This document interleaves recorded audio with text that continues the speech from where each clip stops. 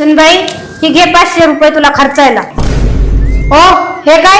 आईच्या हातात दर महिने 10,000 रुपये देता आणि माझ्या हातात फक्त 500 रुपये. मी हे घरची नोकरानी आहेत का? अगं शिल्पा, या घरची जुनी बाई आई आहे, त्यामुळे आईला सगळा हिशोब कळतो, त्यामुळे आईकडे मी पैसे देतो. अहो, हिसाब मला पण कळते. आजपासून ही घर मी चालवणार आहे. आई, ते सगळे पैसे माझ्याकडे द्या. सुनबाई, हे घे पैसे. आजपासून या घरची मालकीन तू. सुनबाई, हातात पैसे घेतले ना, आता ही घरचा खर्च पण ऐकून घे. घरातल्या खर्चासाठी 3,000 रुपये बाजूला काढ आणि माझ्या दवाखान्यासाठी 1,000 रुपये बाजूला काढून घे. ह्यातले 2,000 रुपये लाईटचे आणि गॅसचे. ह्यातले 2,000 रुपये पोरांच्या शिक्षणासाठी काढ.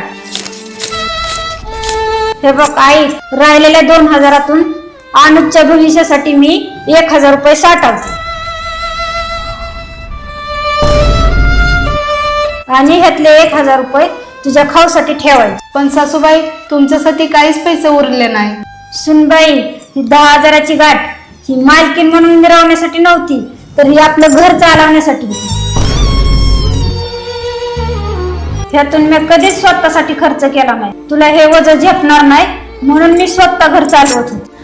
सासूबाई, मला माफ करा. मी तर हे पैशाच्या मालकीन व्हायचा विचार केला, पण तुम्ही तर हे घराचा आधार आहात. हे पैसे तुम्हीच ठेवा.